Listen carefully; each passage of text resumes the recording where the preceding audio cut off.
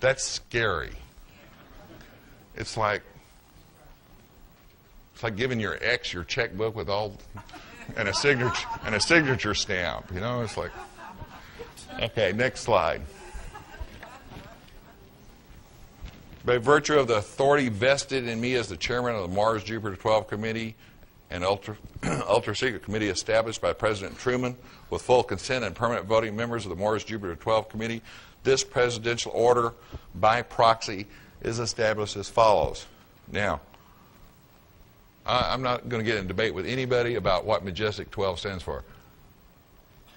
This Mars Jupiter was on the document, and I know that a lot of people think it stands for a lot of other things. And I've been hearing, I'm not a UFO person. I was a technology person. I haven't read a lot of these books, but I heard there's a, is it Sitchin that discuss 12th planet. So I believe these documents are real. Whether or not you believe them, is, you know, it's your right. But Mars Jupiter 12 has never been used in with Majestic 12 or MJ 12. So I wanted to clarify that this is definitely different. I know it, you know it. And for those that think I might have mistyped something wrong, that's the way I got it. Charter. This is pretty scary stuff. There is hereby established a strategic group of key government personnel called the Mars Jupiter 12 Committee, referred to as MJ12, with the authority to take any action to the maximum extent possible in relation to foreign or alien data, materials, information, technology, artifacts, and extraterrestrial biological entities, all hereafter referred to as foreign artifacts, which may bear upon the national security of the United States of America. Amendments to this charter and foreign artifacts, materials, and information shall be classified to the highest levels available to the U.S. government. The MJ12 Committee's actions and directives will be referred to as a program outside the MJ12 membership. The MJ12 Committee shall have sole United States governmental authority to direct each FA aspect, foreign artifact, or substance, and to make sure that each foreign artifact, make such foreign artifact available to the President or the members of the MJ12 Committee. Next slide.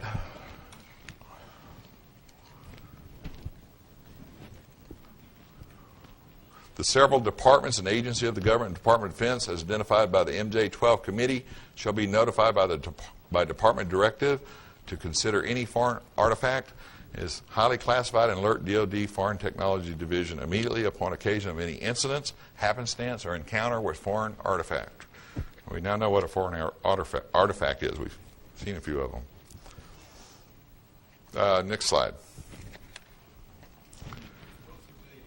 Next slide.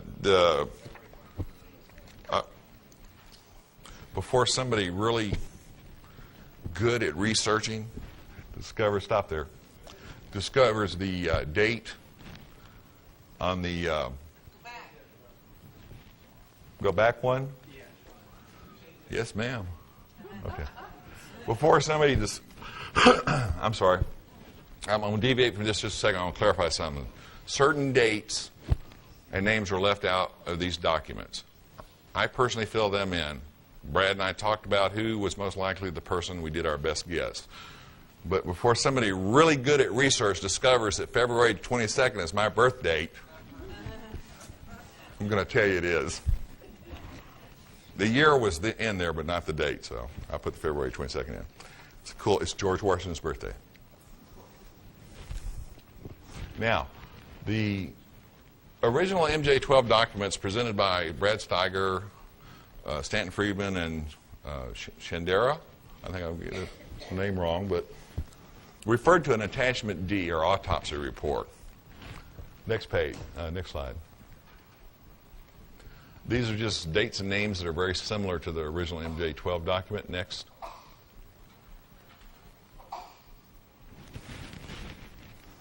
The purpose of this preliminary postmortem examination is to determine the cause and manner of death, the origin of the entities, and the type of biological life form.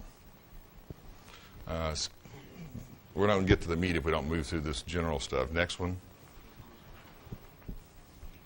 This basically talks about unidentified debris, where it was crashed, who was there. Next slide. Now, what you have to remember is I received and copyrighted this information prior to 1994. This is before Corso ever wrote his first draft. It is before the alien autopsy film was known about, even by Tim Shawcroft, who I just did a video interview with last night, and they were the first to publish the alien autopsy. All this was copyrighted before anybody knew anything about things that have come since. And this is another thing that validates these documents, at least for me. One is the fact that they discussed that all the bodies were identical. And trust me, when the military says identical, we're talking identical. I'm not going to read the details because there's some highlights I want to get into. Next slide. You're talking about the covers. Don't go back, but on the previous page, at the end it said a dark, coarsely textured, flat, black, seamless, almond-shaped apparatus covers each eye with no apparent attachment points. For a lack of better description, eyeglasses or sunglasses come to mind.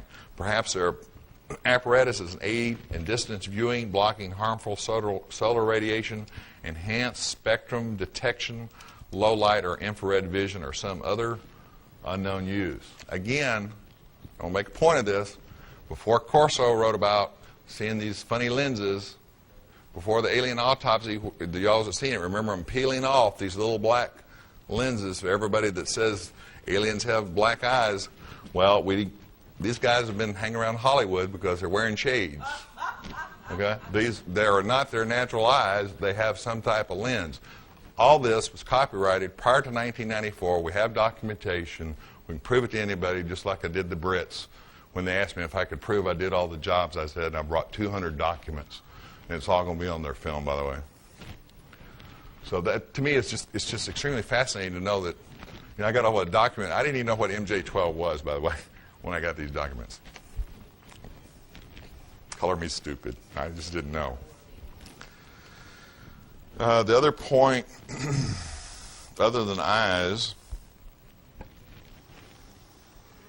this has never been discussed. It's a shame we can't talk to the government people that did the alien autopsy so they could spread a little disinformation. It says tiny lines run horizontally from head to foot, much like record grooves, but smaller, and are only discernible through a magnifying glass or microscope. To me, the only reason you'd have something like that is if this thing was a manufactured being, which would also explain why they're identical, and for energy absorption of wide spectrum. And the other thing that, since we can prove this was copyrighted long before this other stuff, it says at the bottom, one large geo organ is present. How many of y'all remember on the cadaver of the alien, on the alien autopsy, and they opened it up, and there was one kind of round organ in the middle that just looked like, one of those stupid donut tires they put in your trunk that never work? So, I mean, here again you have my belief from my sources and documents that we copyrighted that the alien autopsy was done under the direction of the government. And it was done as close as possible to the real thing. Because the best lie is always the lie that's closest to the truth. What would convince you more? I mean, if they'd had a triangular shaped being with 12 legs, and it's supposedly the real autopsy, or one that was identical to the real autopsy, except it had an extra finger. To me, the one with the extra finger would confuse people far more than a better looking film of something really bizarre. By the way, psychological operations is an industry in the military. And there are thousands of people that work in it, and they're good at it. So, I'm going to take questions, and you can put up the next slide for them to look at, because they don't want to look at me anymore. How much time do I have, or am I out? Okay. I promised you, if you wanted to ask a question. You have that?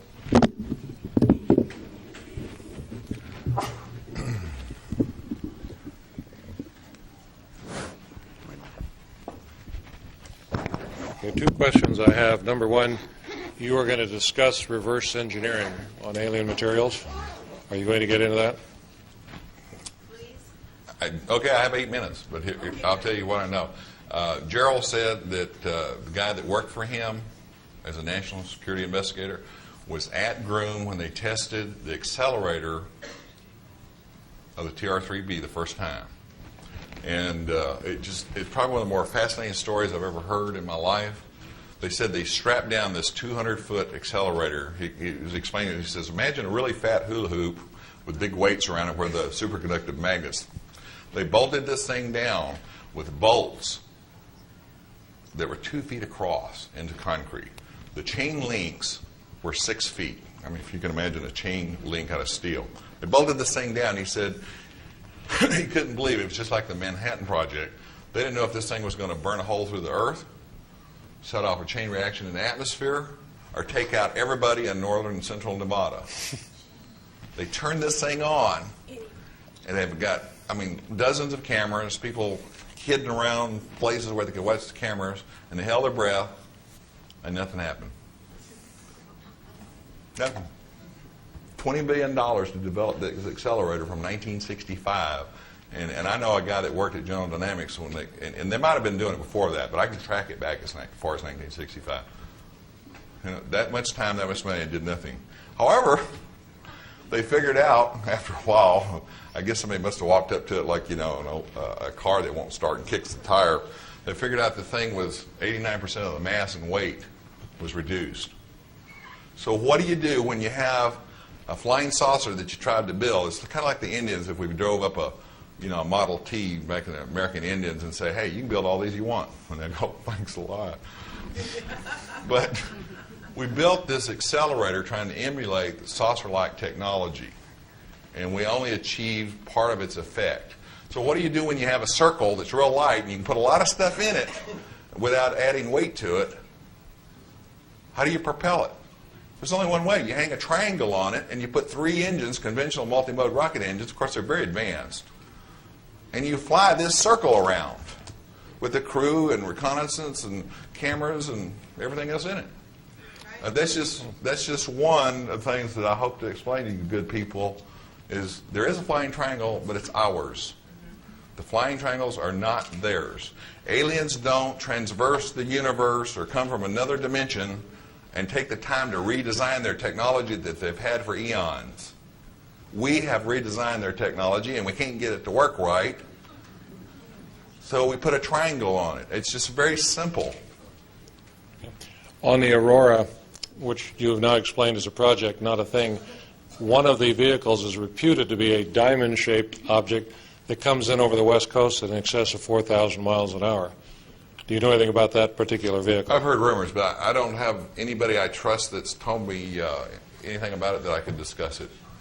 But you have to understand that as far back as late Vietnam War, we could make a radar signature on any radar in the world, see anything they wanted, with electronic countermeasures and ECCM, which is countermeasures.